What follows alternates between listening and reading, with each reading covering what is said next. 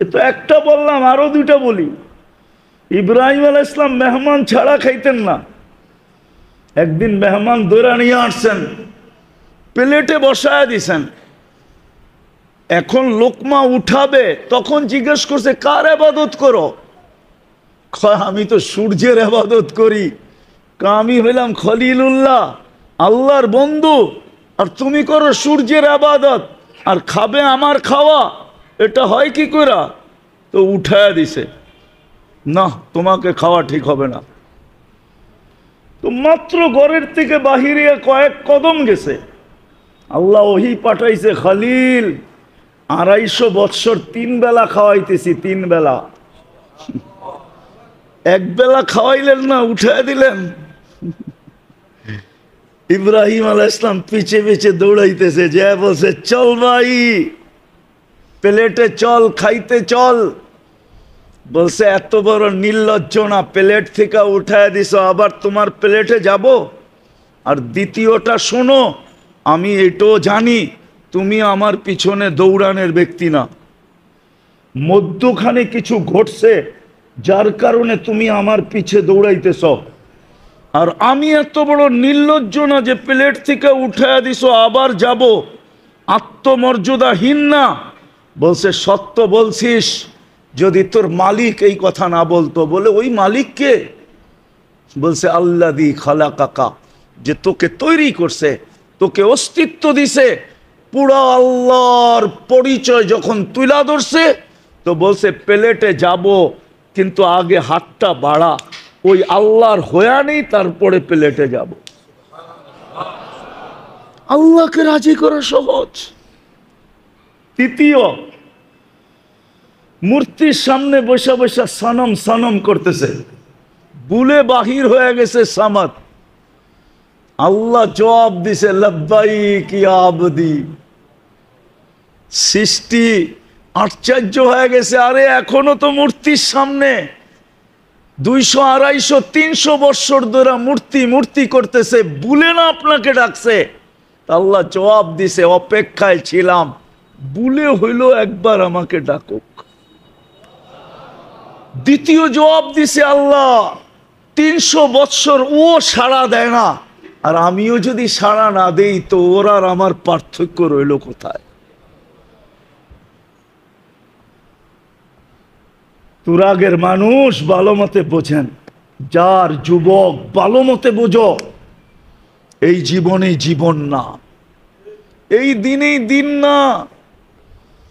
ওই প্রবাদ বাক্যই সত্য, এই দিনেই দিন না, আরো দিন আছে। এই দিন নিয়ে যাবে তোমাকে ওই দিনের কাছে। জানি না তোমরা যুবকরা প্রবাদ বাক্য বুঝবে কি বুঝবে না। এই দিন দিন না, আরো দিন, এই দিন নিয়ে যাবে তোমাকে ওই দিনের কাছে। ভালো মতে বুঝো,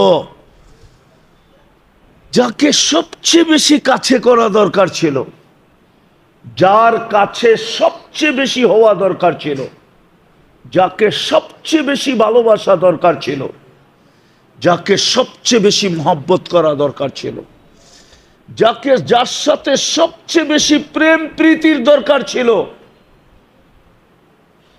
যাকে সবচেয়ে বেশি সমীহা করা দরকার ছিল, যার নাম সারাদিন জপতে জপতে জপতে জপতে জপতে, আমি ওই হাদিস বলতে চাই না যে হাদিস আছে উযকুরিল্লাহ হাত্তা ইউকালু মাজনুন, এত বেশি আল্লাহ আল্লাহ বলো যে মানুষ তোমাকে পাগল বলতে শুরু করে। এত বেশি যাকে জপার দরকার ছিল। আফসোস, সৃষ্টির সেরা মানুষগুলা, আফসোস সৃষ্টির ভিতরে সবচেয়ে বিবেকমান মানুষগুলা, বুদ্ধিমান মানুষগুলা, বিদ্বান মানুষগুলা, শ্রেষ্ঠ প্রাণীগুলা, সবচেয়ে সুন্দর প্রাণী, রূপের দিক দিয়া, গঠনের দিক দিয়া। আরেকটা কথা শেষ বলি, সমগ্র সৃষ্টিকে আল্লাহ যাদের জন্য জলাঞ্জলি দিলেন, যাদের কদমে ঢাইলা দিলেন, যাদের জন্য বিসর্জন দিলেন, সমগ্র সৃষ্টি মানুষের জন্য বিসর্জিত। বুঝাইলে বুঝবেন। ওলামা আছে এখানে, ওলামা ওলামা আছে এখানে, বুঝাইলে বুঝবেন।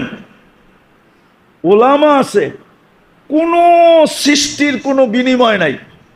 কি নাই? কি নাই? কি নাই?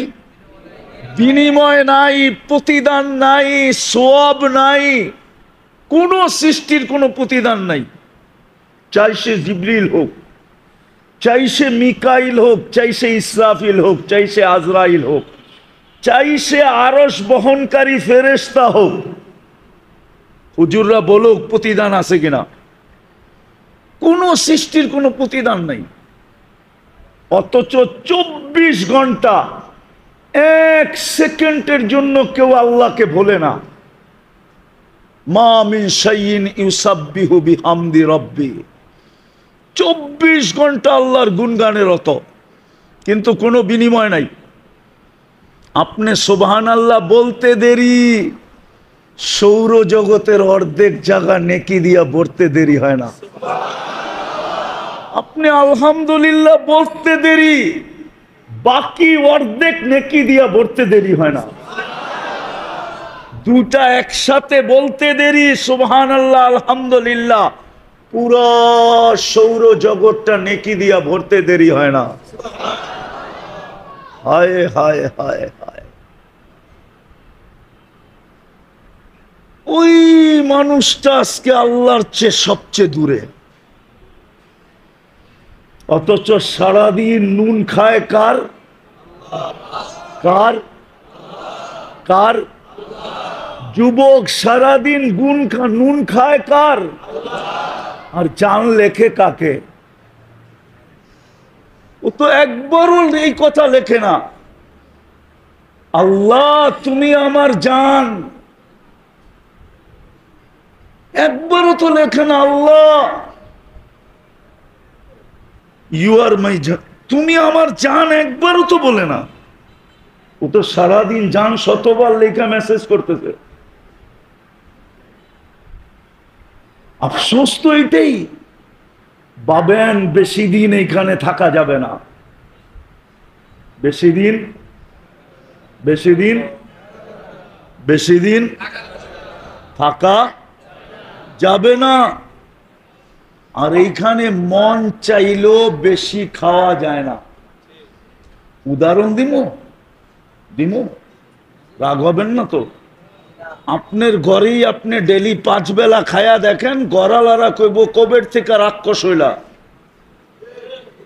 আপনারটাই, আপনার কামাই, আপনার পয়সাই, ডেলি ঘরে 5 বেলা খান, গড়ালারা কি বলবে?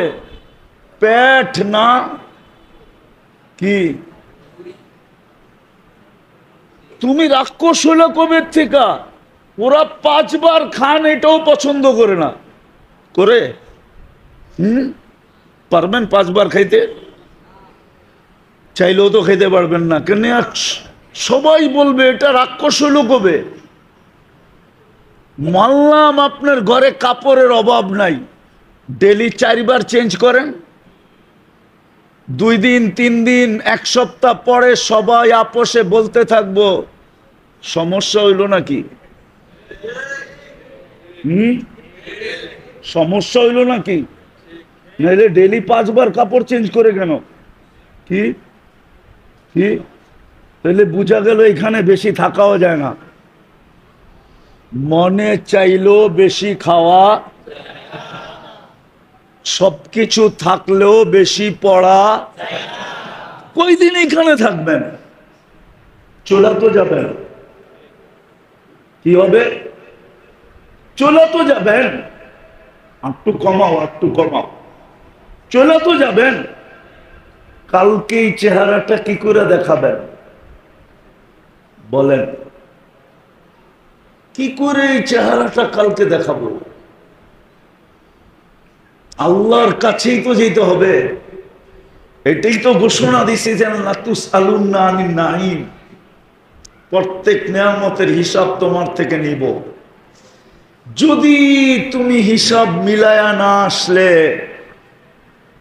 হিসাব যদি মিলায়া না আসলে, তাইলে প্রত্যেকটা নেয়ামতের হিসাব তোমার কাছ থেকে নিব নিব নিব নিব নিব। সময় কতদিন লাগবে ওটা পর্যন্ত বলে দিছে।